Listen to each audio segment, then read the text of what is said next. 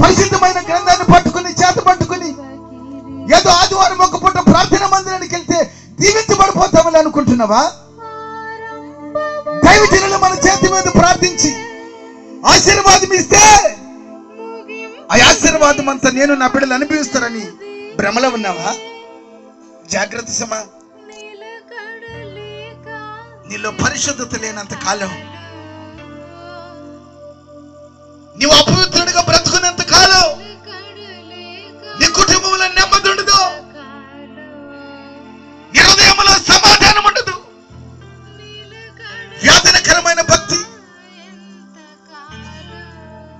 నీ డబ్బు నీకు సమాధానాన్ని ఇవ్వదు తల్లి. అన్న నీ ఆస్తి నీకు సమాధానం ఇవ్వదు. సమాధానకర్తని యేసు ప్రభు దగ్గర పరిశుద్ధత కలిగిన బ్రతికితే సమాధానం ఇచ్చిన దేవుడు యేసయ్య నీ పక్షాన నిలుస్తాడు.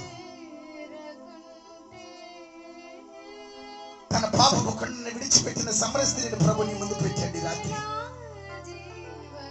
ఒకటేమో కుటుంబాన్ని రాత్రిని ముందు పెట్టాడు ఆయన. 3 నెలలు మనసు ఉంటేనే అంతగా ఆశీర్వదించబడ్డాడు. ఎన్ని సంవత్సరాలైంది నువ్వు రక్షించబడి? ఎన్ని సంవత్సరాలైంది నువ్వు ప్రార్థనా మందిరానికి వెళ్ళడం ఆరంభించి? ఆశీర్వాదాన్ని అనుభవించగలుగుతున్నావా? ఆశీర్వాదానికి వారసుడిగా జీవించగలిగిన కృపకు పాత్రుడిగా మార్చబడ్డావా? ఈ రాత్రి ఒక తీర్మానం చేయవా తల్లి? నిజమేనయ్యా, ఆగస్టు నిమిత్తం దౌర్భాగ్యాన్ని నేను విచ్చలవిడి జీవితాన్ని బ్రతుకుతున్నటువంటి బ్రతుకు నాది. పేరుకు క్రైస్తవునే గాని పాపాన్ని విడిచిపెట్టలేనటువంటి బలహీనున్నయ్యా. మేలైనది చేయాలని ఆశ ఉంది కానీ చేయకూడదు కూడా చేసి నడిపించబడుతున్న దుర్మార్గుని నేను. ఈ రాత్రి నన్ను కనికరించగలవా?